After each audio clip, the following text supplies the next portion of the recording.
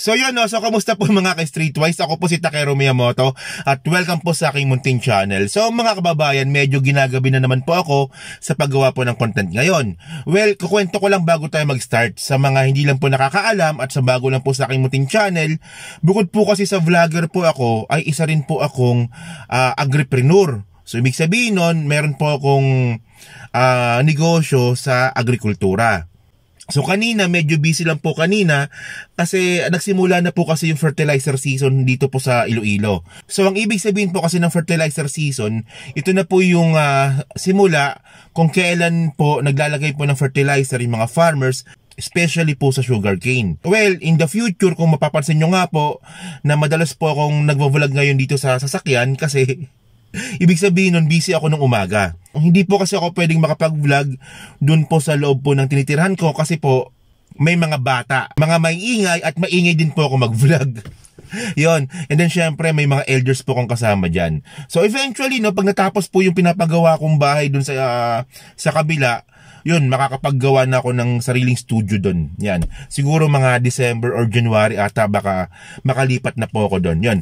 So yun, kinuwento ko lang. At least, di ba, sa mga masugid po na tagapanood po natin, kahit paano po ay ma-aware po kayo kung bakit itong mga susunod po na araw ay madalas po akong nandito. Yun. So, mga kababayan, bago po ako matulog sana ngayon, ay bigla pong may lumabas po na balita. Ito. So basahin po natin dito. No? Ang sabi dito, PDP laban no more. Gonzales, Lasatin, Villa, join Lakas CMD. So, well mga ka-Streetwise, siguro kilala naman po natin itong si Congressman Aurelio Gonzales. Na siya nga po yung nag-resign sa PDP laban nung first day po ng hearing pagkatapos nga po ng recess. So, dun po pala siya lumipat sa partido nga po ni House Speaker Martin Romualdez. So, bukod nga po kay Gonzales, meron pa siyang kasamang dalawa. So, ibig sabihin nun mga ka-Streetwise, meron na pong 3 congressman ang umalis na po sa PDP laban. So, di ba? Sa mga masugid po natin taga-subaybay, siguro alam nyo po na ito po yung naging prediction po natin.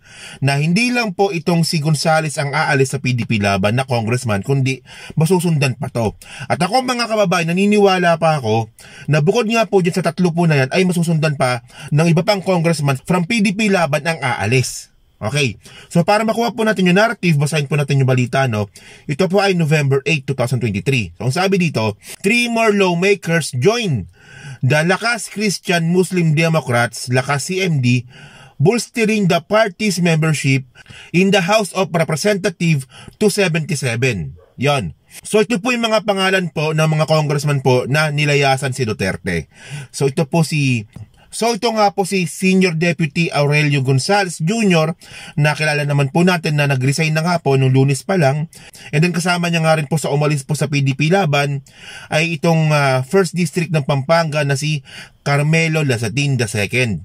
And then si Siquijor Representative Zaldi Villa.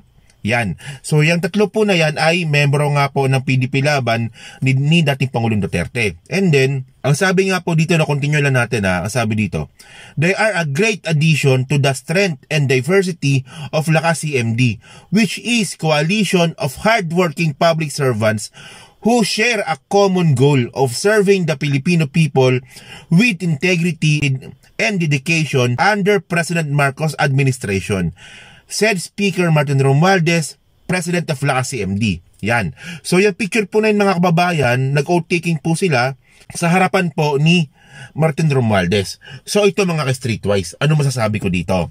Okay.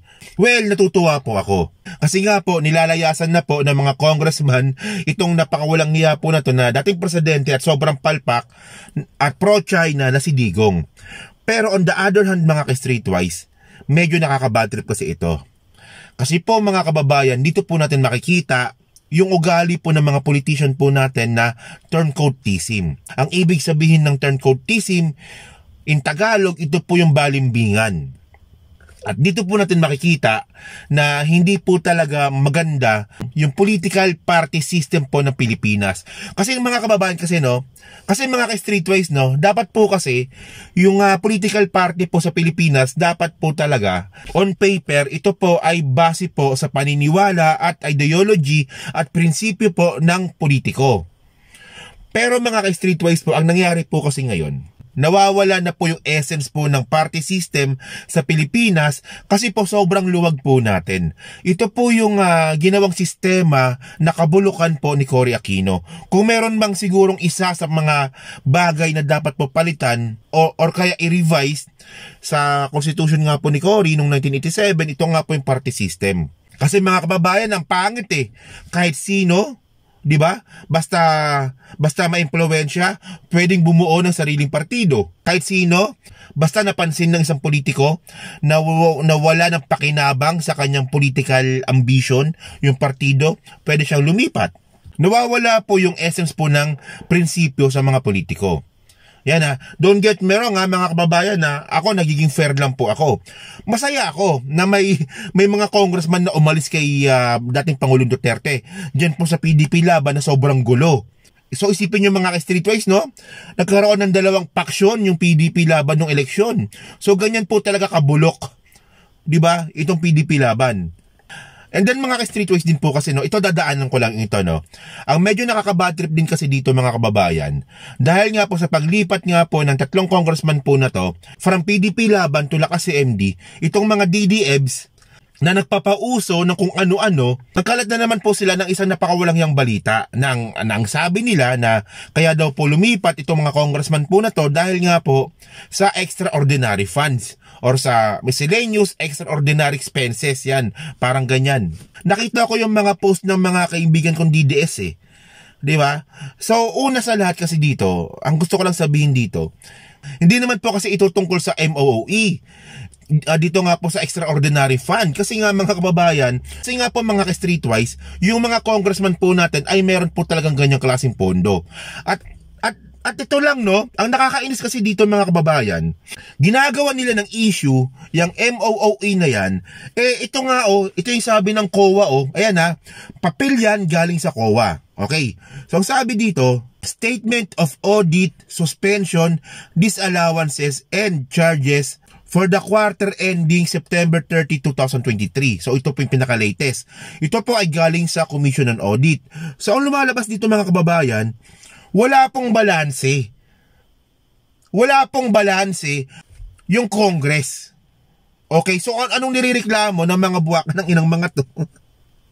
And then mga kababayan kasi, ito lang nababalikan ko lang to kasi mga katangahan kasi nito Ang sinasabi kasi nila na certification lang daw po yung kailangan about dyan sa what they call this, sa extraordinary funds. So ito pinakita ko na ito Ilang beses ko na pinakita ito from COA na bukod po sa certification, kailangan din po ng resibo. At mga ka-streetwise, yung certification po na yan, wala pong bawal dyan kasi po inaalaw po yan ng COA mismo. Kung ayaw pala ng mga DDS at saka ni dating Pangulong Duterte na certification lang yan, so ang tanong kasi dito mga ka-streetwise yung issue po ng extraordinary funds po na yan ay naging issue na po yan nung 2021.